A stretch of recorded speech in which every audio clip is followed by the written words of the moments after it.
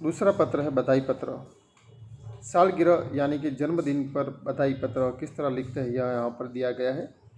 तो पहला यहाँ पर पता दिया गया है शांति सदन, रावपुरा, बड़ौदा, 10 अगस्त 2011। प्रिय मित्र साहिल, सप्रेम स्मरण। अपने मित्र साहिल को पत्र लिखते हैं और उनको नमस्कार करते हैं, सप्रेम स्मरण याद करते हैं। और यहाँ लिखा गया है कि कल ही तुम्हारा पत्र मिला तो हम सब बहुत खुश हुए। हमें तुम्हारी सालगिरह का पत्र का निमंत्रण भी मिला और यह जानकर विशेष प्रसन्नता हुई कि कल ही तुम्हारी सालगिरह है। इधर माँ कुछ दिनों से बीमार रहती है और पिताजी को सुबह दफ्तर 10 बजे ही दफ्तर जाना पड़ता है। यहाँ पर दफ्तर का मीनिंग होता है कार्यालय। दर्शना को भी सुबह स्कूल जाना पड़ता है और वह तो है भी छोटी। इसी कारण घर का बोझ मुझ पर ही है। अब तुम ही कहो यह सारा बोझ किसको सौंपकर तुमसे आ मिलूँ। मेरे दिल में तो बहुत होता है कि इस शुभ अवसर पर उड़कर तुम्हारे पास आ जाऊँ, परंतु घर की स्थिति का विचार करके विवश हो जाता हूँ और मन करता हुए भी नहीं आ सकता। तुम तो अब 1 साल बड़े हो गए हो। इस अवसर पर मैं तुम्हें बधाई क्यों न दूँ। मैं तो चाहता हूँ कि बार बार तुम्हारी सालगिरह आया करे और हमें खुशियाँ मनाने का मौका मिले। यह मंगल अवसर पर उपस्थित न रह सकते हुए भी मेरे दिल में तुम्हारे लिए शुभकामना है। मैं चाहता हूँ कि ईश्वर तुम्हें चिरंजीव रखे और तुम्हारा नया वर्ष शुभदायी हो। चिरंजीवी यानी कि दीर्घायु का उसका अर्थ होता है।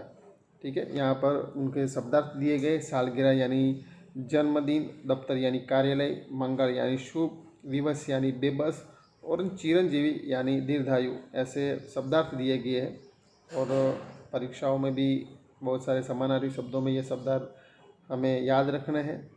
ठीक है, उसके बाद का पत्र है आश्वासन पत्र। किस तरह हमें आश्वासन पत्र लिखना है तो यहाँ हमें दिया गया है। खेल महाकुंभ में अच्छा न प्रदर्शन करने के अवसर पर सखी को आश्वासन पत्र यहाँ पर लिखा गया है। खेल महाकुंभ में अच्छा प्रदर्शन नहीं करने पर सखी को अपने मित्र को किस तरह आश्वासन पत्र लिखा जाए यहाँ बताया गया है। पहले तो हमें पता दिया गया है मातृछाया, स्टेशन रोड, कालूपुर, अहमदाबाद, 17 नवंबर 2011। फिर उसके बाद प्रिय सखी जागृति, यह पत्र लिखा है। सप्रेम स्मृति, इसको याद करते हैं। और यहाँ पत्र की शुरुआत में आज तुम्हारे पिताजी से फ़ोन द्वारा पता चला कि तुम खेल महाकुंभ में चक्र फेंक प्रतियोगिता में असफल रही हो। इस समाचार से मुझे बहुत दुख हुआ कि तुम्हारा इस प्रतियोगिता में प्रदर्शन अच्छा नहीं रहा। इसमें यहाँ पर दिया गया है कि किस तरह हमें पत्र को लिखना है, आश्वासन पत्र। तो हमने तुमसे बहुत आशा लगा रखी थी कि तुम जिले में प्रथम आओगी। प्रिय सखी, खेल में हमेशा जितना ही महत्वपूर्ण नहीं होता है। अब जो कुछ होने वाला था हो गया, इसीलिए उसका शोक नहीं करने की यहाँ बात की है। इसलिए इसका शोक न करना चाहिए और इस असफलता से निराश भी नहीं होना चाहिए। असफलता भी सफलता का सोपान है। सफलता इन्हीं के चरण चूमती है जो अपने ध्येय प्राप्ति के मार्ग से डटे रहते हैं। अब निराश या हतोत्साह होने से कोई फ़ायदा नहीं है। मैं चाहती हूँ कि अब तुम दुगने उत्साह से अभ्यास करो और अगले साल तुम्हें अवश्य सफलता मिलेगी और तुम अपने ज़िले में से नहीं पर गुजरात में प्रथम आओगी। मुझे आशा है कि तुम मेरी बात मानोगी और अपने अभ्यास में मनोयोग से लग जाओगी। उसके बाद तुम्हारी सखी अवनी। तो यहाँ पर भी पत्र लेखन में याद रखना है कहाँ से पत्र लिखा गया है। तो अहमदाबाद से किसको पत्र लिखा है तो जागृति को, और किसने लिखा है तो अवनी को यह पत्र लिखा है। और किस कारण लिखा है यह भी याद रखना है। खेल महाकुंभ में असफल यानी कि अच्छा प्रदर्शन नहीं करने पर अपने सखी को यहाँ पर पत्र लिखा है। किसने लिखा है तो अवनी ने पत्र लिखा है जागृति को, यह याद रखना है। ठीक है, उसके बाद का पत्र है चौथा अनुमति पत्र। प्रवास में जाने की अनुमति के लिए पिताजी को पत्र लिखा किस तरह जाता है यहाँ पर दिया गया है। रमेश ने अपने पिताजी को पत्र लिखा है। कहाँ से लिखा है? दाहोद से लिखा है। और किसका कारण क्या है? तो अनुमति पत्र है। और प्रवास में किस तरह अनुमति ली जा सकती है, यह पत्र यहाँ पर आपको इस तरह दिया गया है। पहले तो पता है, जीवन भारती छात्रालय, स्टेशन रोड, दाहोद, 29 सितंबर 2011। पूज्य पिताजी सादर प्रणाम। पूज्य पिताजी सादर प्रणाम।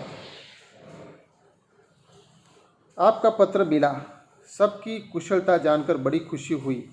आप मेरी जरा भी चिंता न करें।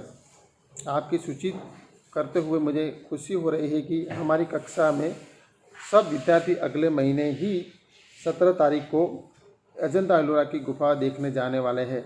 मैं भी इस प्रवास में सम्मिलित होना चाहता हूँ।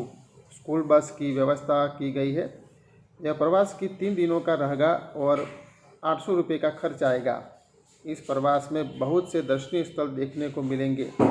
मेरे सभी साथी मनीष, साहिल, श्रेया, जाकिर, वहीदा, गुरमीत और डेविड भी इस प्रवास में जाने वाले हैं। मैं भी इस प्रवास में शामिल होना चाहती हूँ। आप पत्र द्वारा इस प्रवास के लिए मुझे अपनी अनुमति दे और 800 रुपये मनी ऑर्डर से भेजने की कृपा करें। पूजनीय पिताजी को आदर प्रणाम। सोनल को प्यार। और उसके बाद आपका आज्ञाकारी पुत्र रमेश। इस तरह पत्र पूर्ण किया गया है। ठीक है। तो आपको खास अनुमति पत्र होता है, उसमें खास क्या याद रखना है, तो आपको किसे आपको पत्र लिखना है यह आपको यह संबोधन करना है। पहला पता है, ठीक है, यहाँ पर पता दिया गया है।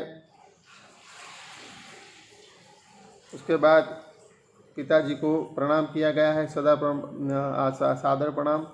और उसके बाद पता लिखने के बाद पिताजी को संबोधन, फिर उसके बाद उनको प्रणाम, और फिर किसके अनुसंधान में क्या लिखना है, प्रवास के जाने के लिए किस तरह अनुमति ली जा सकती है, इसी तरह यहाँ पर दिया गया है, रमेश ने लिखा है। ठीक है। तो यहाँ तक हम देख लेते हैं, फिर आगे 5वां पत्र देखेंगे।